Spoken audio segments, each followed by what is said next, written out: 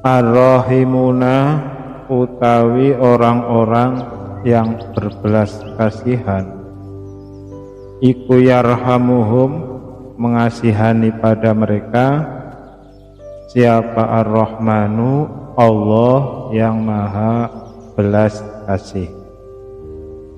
Irhamu, karena itu kamu semua berbelas kasihlah, man pada siapa saja fil ardi yang ada di bumi. Yarhamukum, maka akan membelas kasihani, mengasihani kalian semua sopaman siapa saja bisamai yang ada di langit. Hadis ini diriwayatkan oleh Abu Dawud. Senada dengan hadis ini juga diriwayatkan oleh Imam At-Tirmidzi dan juga Imam Ahmad. Hanya saja dalam dua riwayat terakhir setelah yarhamkum fis sama mau fis sama itu masih ada tambahan. Nah, terkait berbelas kasih kepada orang lain, kepada makhluk lain, kepada siapapun, itu sebenarnya sangat banyak hadis-hadisnya. Diriwayatkan oleh Imam Al-Bukhari, oleh Imam Muslim, oleh Abu Dawud, Imam Tirmidzi, Imam Ahmad, Ibnu Hibban. Man lafaznya, redaksinya, man la yarham la yurham. Siapapun yang tidak berbelas kasihan maka tidak akan dikasih. Maksud hadis tersebut,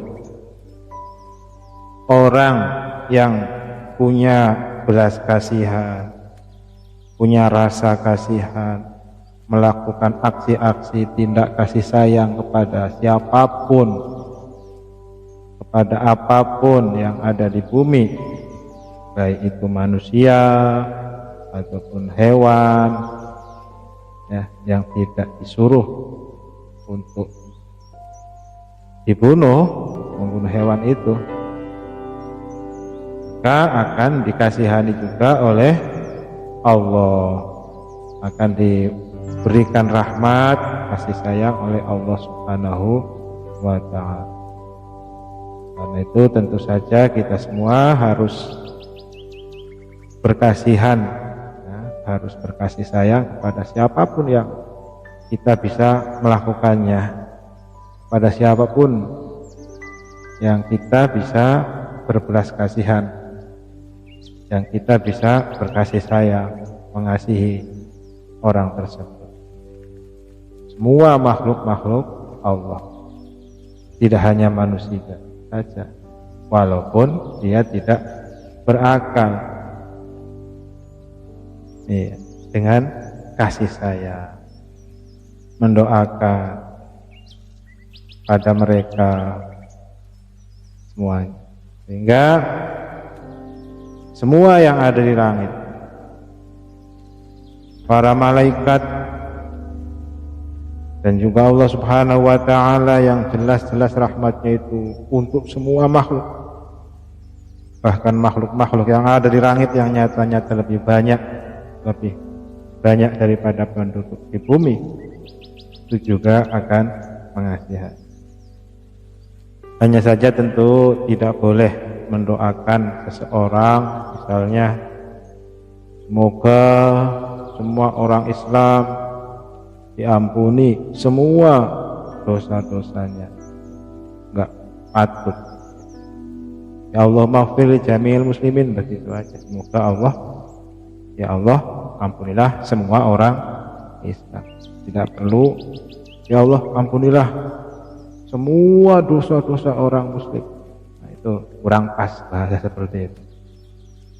Demikian juga tidak pas misalnya kita mendoakan orang miskin atau orang fakir, ya Allah semoga dia dikasih 100 juta misalnya, berapa gitu, duit yang banyak, sementara dia tidak ada cara, tidak ada jalan secara logika untuk mendapatkan hal tersebut.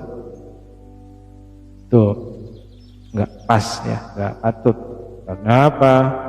Ya karena menyalahi nas-nas yang ada.